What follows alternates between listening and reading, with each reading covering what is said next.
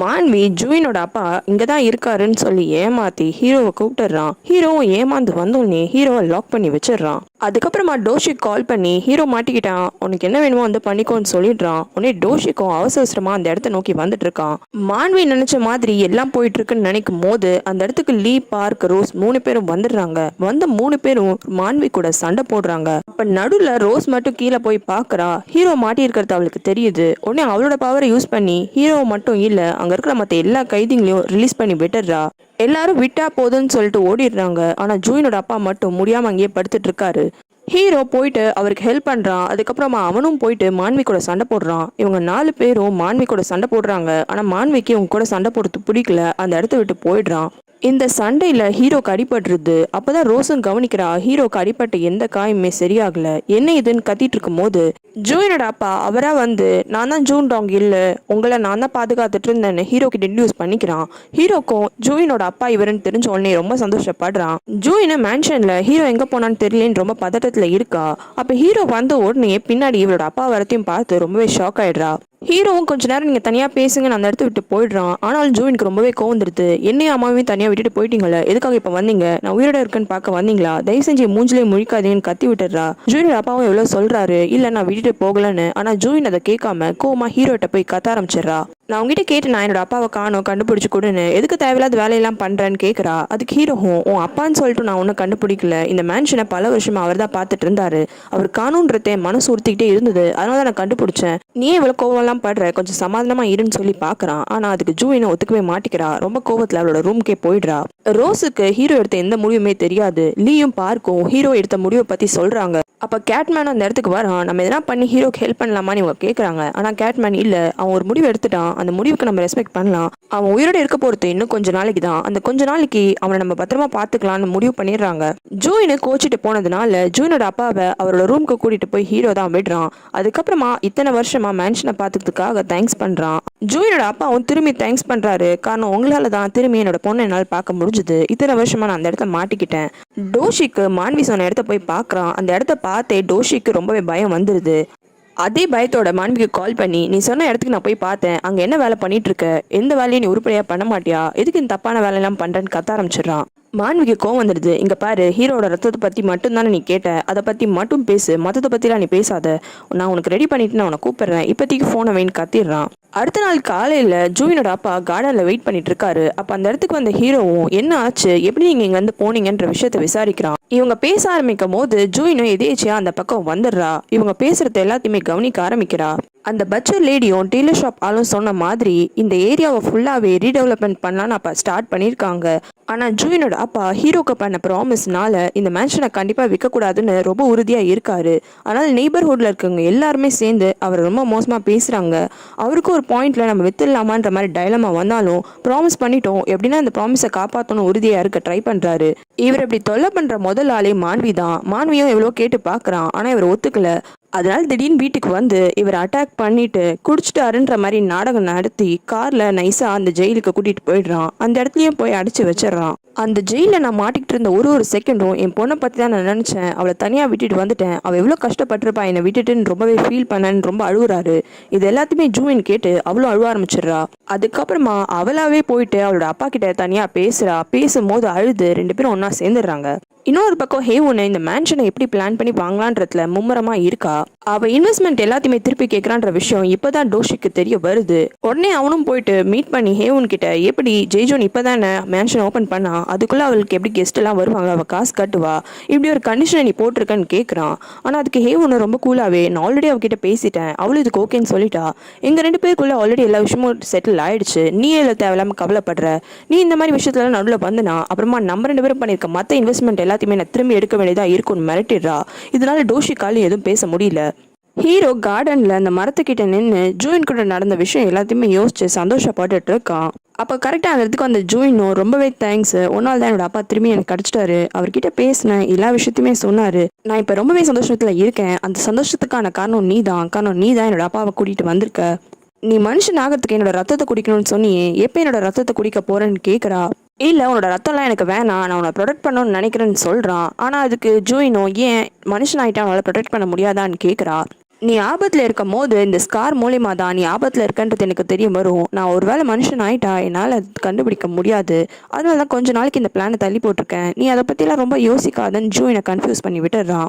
ஜூயின் அன்னைக்கான night டின்னரை அவள் அப்பா கூட சேர்ந்து ரொம்ப வருஷம் கழிச்சு ஒன்றா சாப்பிட்றா. ரெண்டு பேரும் ரொம்ப சந்தோஷமாக சாப்பிட்றாங்க. ஆனால் ஜூயினோட அப்பாவுக்கு நடுவில் டவுட் வந்துடுது. காரணம், அவர் கார்டனில் ஜூயினும் ஹீரோவும் பேசிகிட்டு இருக்கிறத கவனிச்சிட்டு இருப்பாரு. எப்படி இந்த மேன்ஷனில் உன்னால் ஹீரோ கூட இருந்துக்க முடிஞ்சது, கம்ஃபர்டபுளாக இருந்ததான்னு கேட்டு பார்க்குறாரு. ஆனால் ஜூயின் எல்லாத்துக்குமே அவர் கூட இருந்தது எனக்கு ரொம்பவே சந்தோஷமாக இருந்தது, எனக்கு ரொம்பவே நல்லா பார்த்துக்கிட்டாருன்ற மாதிரி சொல்கிறா. உனக்கும் ஹீரோக்கும் நடுவில் எதனா இருக்கான்னு கேட்க வராரு. ஆனால் அவரால் கேட்க முடியல. எதுவும் இல்லைன்னு சொல்லி விட்டுறாரு. ஹேமோன் அடுத்து போட்டிருக்க பிளானே இந்த மொத்த ஏரியாவையும் அவள் திரும்பியும் ரீடெவலப்மெண்ட் பண்ணுறேன்னு அனௌன்ஸ் பண்ணியிருக்கா. இந்த விஷயத்த கேட்டு பட்சர் லேடியும் அந்த டெய்லர் ஷாப் ஆளும் ரொம்பவே சந்தோஷப்படுறாங்க. மேன்ஷனுக்கு ஒரு ரெஜிஸ்டர்ட் மெயில் வருது. அது லீ தான் வாங்க ட்ரை பண்ணுறான். ஆனால் அந்த போஸ்ட்மேனு கோர்ட்லேருந்து வந்திருக்கு, சைன் போட்டு ஜூயின் தான் வாங்கணும்னு சொல்லிடுறான்.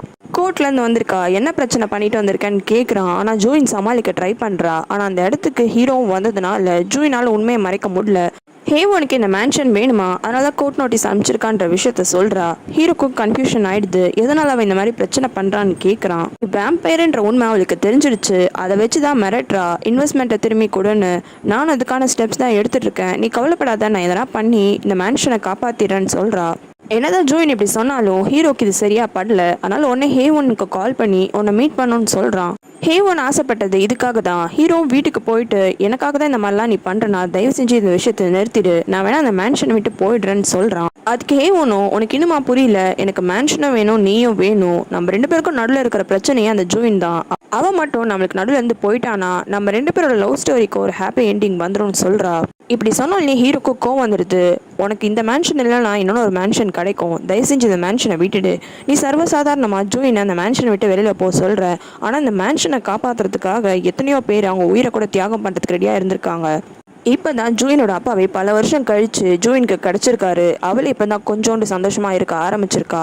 திரும்பியும் அவளை இவ்வளோ கஷ்டத்துக்குள்ளலாம் என்னால் கொண்டு போக முடியாது, உனக்கு இந்த மேன்ஷன் வேணாம், தயவு செஞ்சு இந்த டாப்பிக்கை விட்டுருன்னு கேட்டு பார்க்குறான். ஆனாலும் ஹேவனு பிடிவாதமாக நிற்கிறா. மேன்ஷனில் இருக்க ஜூயினோட அப்பாவை லீ மீட் பண்ணி பேஸ்மெண்ட்டில் இருந்த கோல்டு பார்லாம் நீங்கள் தான் எடுத்தீங்களான்னு விசாரிக்கிறான். ஆனால் அவர் இவன் கேட்டதுக்கு அப்புறமா தான் கோல்டு பார்லாம் இருந்ததான்னு கேட்குறாரு. ஓகே, இந்த டாப்பிக்கு நான் பேசினன்றதை மறந்துடுங்க, நானே பார்த்துக்கிறேன்னு அவன் சொல்லிடுறான். இருந்தாலும் இப்போ அவனுக்கு டவுட்டு, யார் தான் அந்த கோல்டு பார் எடுத்தாருன்னு தெரியல.